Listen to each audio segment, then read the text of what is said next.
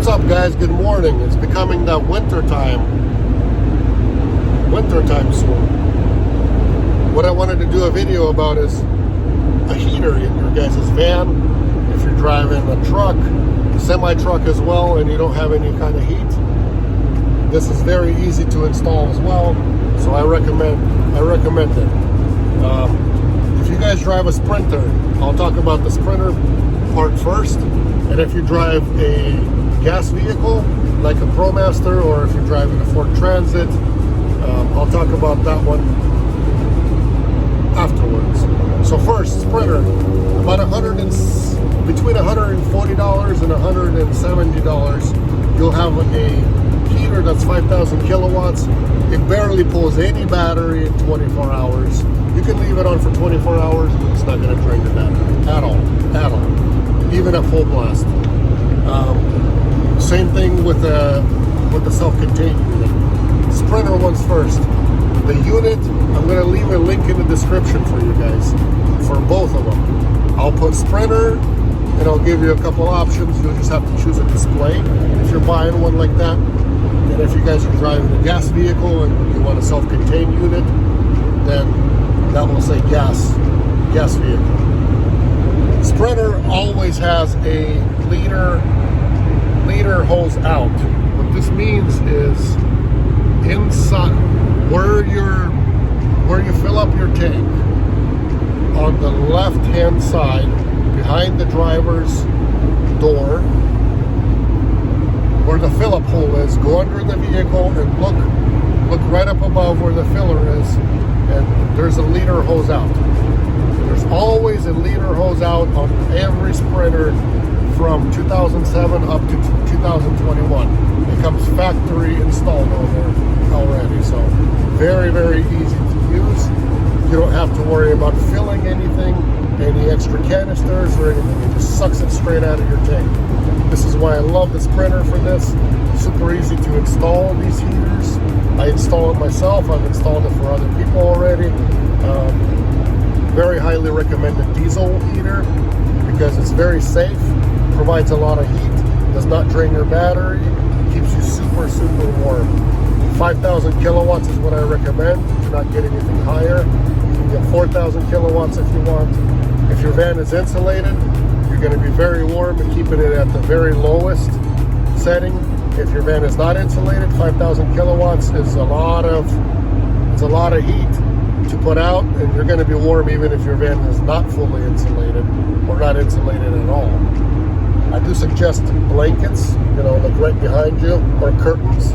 Hang curtains from your sleeping area. So block off your cabin area where you're driving, and then where your bed is, hang another set of curtains and heat that area alone. Don't heat up the whole van if you're not insulated fully. But that's another story. So it takes about 2 hours to put in the Sprinter one. It's not super difficult at all. I've already done a lot of them. It's easier for me because I know what to look for and I know how to do it. All you got to do is it comes with a mounting bracket. That mounting bracket you have to put on the floor and drill 2 exhaust holes. It's got self-tapping screws. You just self-tap it in. Then you drill your exhaust holes through there, and then you drill your mounting holes. It comes with, you're supposed to drill another set of 2 mounting. That way you mount it from the bottom. That's it. You put this thing up top, and then you hook it into your battery. And underneath the vehicle, you hook it. It comes with another set of self-tapping screws, so you'll have to self-tap it again for the exhaust pipe and air intake pipe. And then install the little motor. Comes with the hoses. That's it. Super easy. Hooks up right up to your liter hose into the tank. Sucks it straight out of the tank. Very nice. So these are Chinese ones. If you're looking for like a Webasto or Airbacher or however you pronounce the second one, those run about $1,500 each to like $2,000 each. Very expensive. I do not recommend those because it costs a lot of money. These heaters last for years and years and years. I mean, I've had mine for 3 years in the other van, 1.5 years in the other van. They last nothing nothing went wrong with them. And even if it does, 150 bucks, and you'll have yourself a brand new one, and that's it. Not $2,000 or not $1,000 or $1,500. Don't buy the name brand. If you want to waste the money, go ahead. If you don't, then don't. Part two is if you have a gas vehicle. So if you have a gas vehicle, there's a self-contained unit that they sell. Self-contained means it comes with everything there, and the tank is built into it. And it's a very pretty looking unit. It's a red color, or you can get a black color. They look really nice. And you'll have to just put it on your sidewall somewhere behind your back seat, I would recommend, or wherever your sleeping area is. Put it somewhere in the back.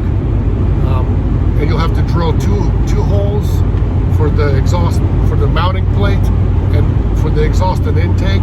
Mount the exhaust and intake underneath, and that's it. With the unit that's gas powered vehicle, I say, those ones you will have to fill it up manually yourself.